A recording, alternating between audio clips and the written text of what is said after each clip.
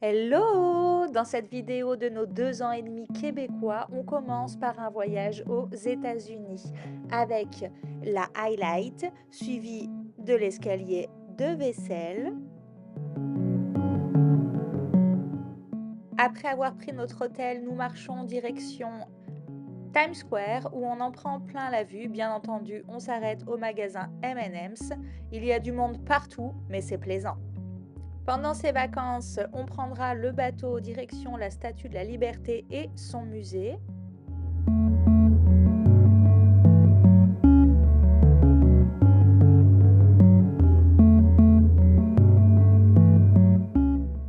On marchera également sur le célèbre pont de Brooklyn.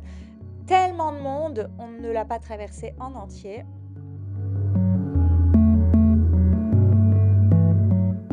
On se rendra sur la place du Mémorial du 11 septembre. On y visitera un musée plein d'émotions où tout le monde chuchote tellement c'est poignant.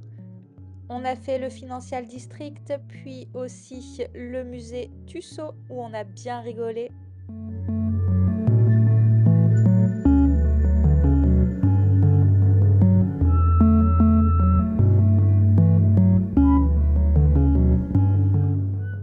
Lysias a rencontré son idole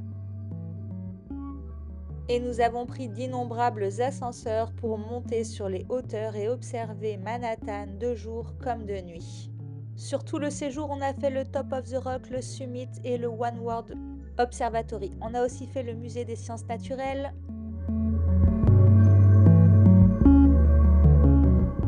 Nous avons également traversé Central Park où nous avons pris à l'autre bout un pique-nique qui était compris dans notre pass, City Pass.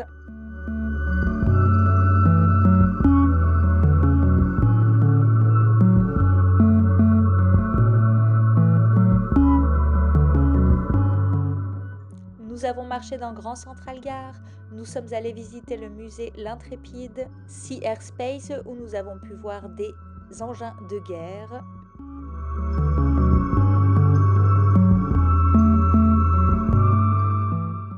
Nous avons pris les bus up and down pour une visite guidée de la ville et nous avons assisté au spectacle du Blue Man Group. Fabuleux!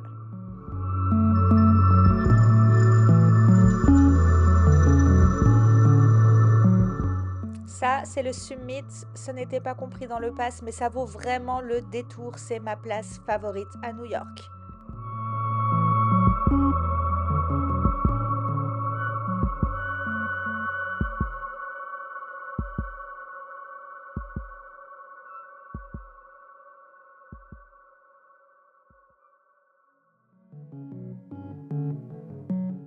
L'expérience y est vraiment unique. J'y suis allée à l'ouverture, il n'y avait quasiment personne, c'était d'autant plus fabuleux.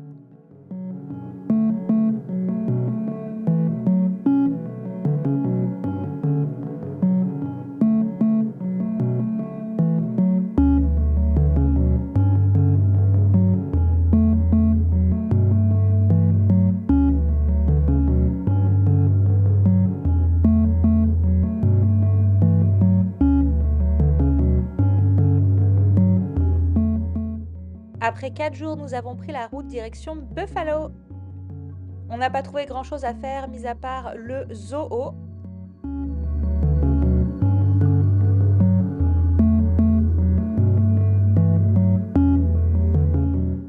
Et le cimetière des anciens combattants.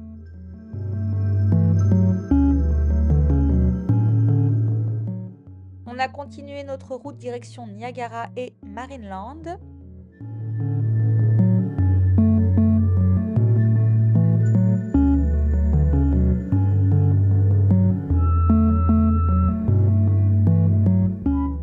On a fait découvrir à mon frère les chutes, mais également le restaurant Le Keg avec une vue fabuleuse. On y mange très bien. Le soir, petit tour au bord des chutes après être passé par Margaritaville. C'est lumineux, c'est très beau et ça change du jour. Nous avions également pris un pass avec 3 activités pour Niagara. Première activité avec nos ponchos jaunes, Behind the Fall.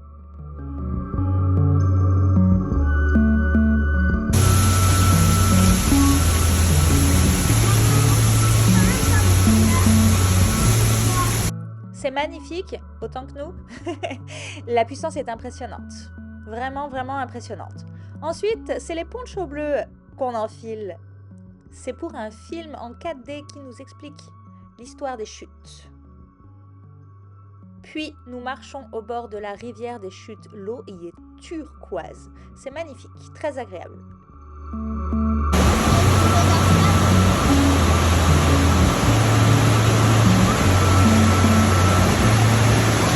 Non compris dans le pass, mais on l'a ajouté. Donc, on enfile les ponchos rouges et on embarque sur le bateau pour aller vraiment au plus proche des chutes.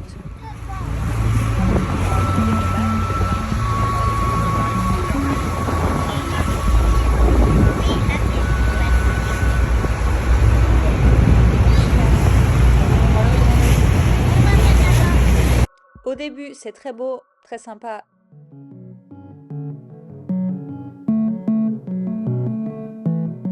Puis les choses se gâtent. À faire une fois, mais selon nous, pas plus.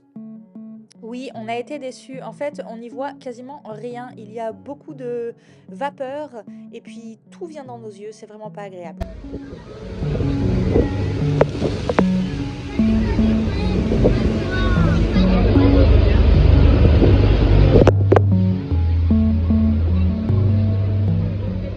Lysias a littéralement détesté cette expérience. On ressort complètement trempé. C'est pas mal d'avoir des lunettes, ça protège nos yeux. Mais voilà, globalement, la vue, c'est ça. C'est juste du blanc et il y a beaucoup de monde. C'est vraiment pas terrible du tout, du tout, du tout.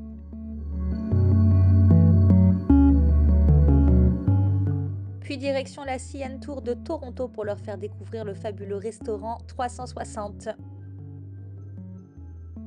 Pourquoi 360? Parce qu'en fait, le restaurant tourne tout doucement pour te faire une vue globale de la ville et tu manges extrêmement bien. Dans le prix du resto, c'est compris la visite de la tour, donc tu as une vue encore mieux. Ensuite, on va direction Québec pour faire découvrir les chutes Montmorency à Tonton. Cette fois, on est déçus. Il y a eu beaucoup d'inondations, les eaux sont boueuses, c'est vraiment pas beau. Ça se voit pas forcément, mais il pleuvait et on n'a pas eu le droit de descendre les marches parce que c'était trop dangereux. Petit tour dans le quartier Champlain et puis sur la place Frontenac, mais on n'a pas apprécié. C'était vide, certes, mais la pluie était beaucoup trop forte.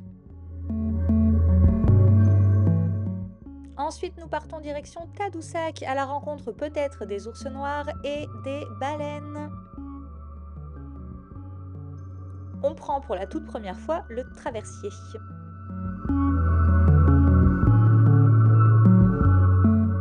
Nous n'avons pas vu d'ours et Lysias s'est endormi. Tadoussac, le soir, c'est mort. Tout ferme très tôt, donc il faut prévoir à manger. Nous avons fait une petite croisière pour voir des baleines. Finalement, on n'en aura pas vu non plus. Mais on a vu quelques belugas, quelques phoques et puis quelques petits marsouins. Les paysages sont certes très beaux, mais ça fait cher pour ne pas voir de baleines.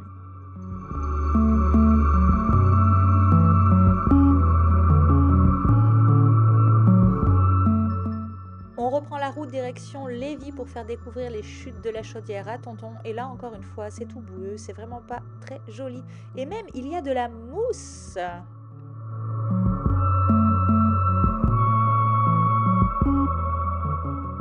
La dernière étape du road trip 2023, c'est Boston. On devait aller à Salem, malheureusement, on a crevé et il nous a été impossible d'y aller après plus de 5 heures dans un garage.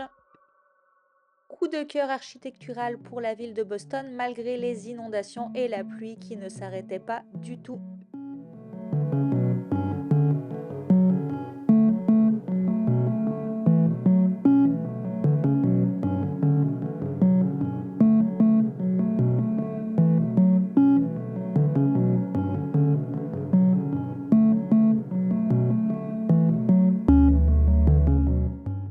C'est sur cet été complètement pluvieux que Tonton est reparti vraiment déçu du Québec.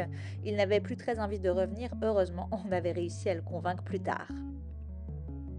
On termine notre été en roulant sur le circuit Villeneuve et en allant à la ronde avec des amis à monsieur qui sont venus de France pour visiter.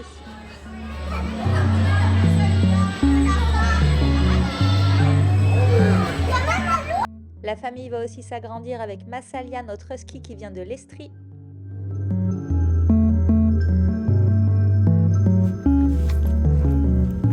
Copie de maman. On découvrira grâce à elle les joies des prix du vétérinaire. Inaya rattaque une année de cheer toujours aux Flyers à Pierrefonds, même si nous habitons à Montréal. Première activité d'équipe, une cueillette de pommes. On découvre l'œuvre architecturale Nouveauté de Montréal, l'Anneau. On va au Sentier des Cimes, encore une fois sous la pluie. On a eu très froid, mais c'était vraiment très beau. Ça se trouve sur la rive nord de Montréal. Je vous accorde que c'est un peu cher, mais c'est à faire une fois. La balade est courte et ludique et aussi accessible pour tout le monde. Il est à noter qu'il y a de quoi manger sur place et aussi se réchauffer.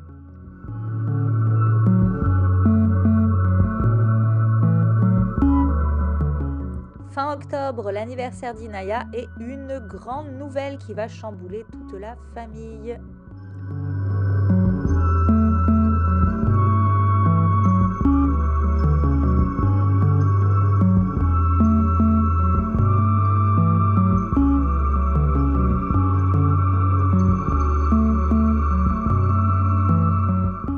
Première et unique Halloween sur le plateau. Dans les rues parallèles à la nôtre, il y avait beaucoup de décorations et la récolte était plutôt pas mal. La grande nouvelle de l'anniversaire d'Inaya, c'était l'agrandissement de notre famille, cette fois non pas par un chien, mais par un bébé humain. Et ici, la découverte du sexe. Une petite sœur, ils sont ravis. C'est une petite Savannah qui naîtra en mai 2024. Le premier hiver de Massalia et le retour des compétitions de cheerleading.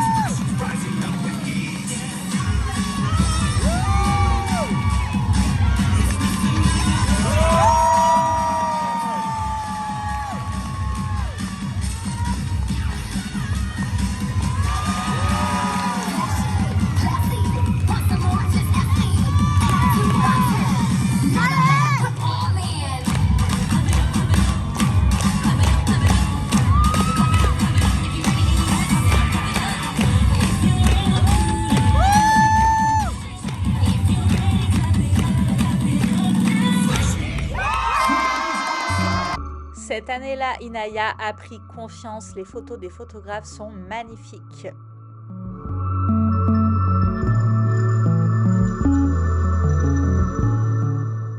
Voilà, décembre arrive, c'est notre premier Noël au Québec, sans aller voir notre famille en France et surtout, ça marque aussi un nouveau déménagement, cette fois à Longueuil, rive sud de Montréal.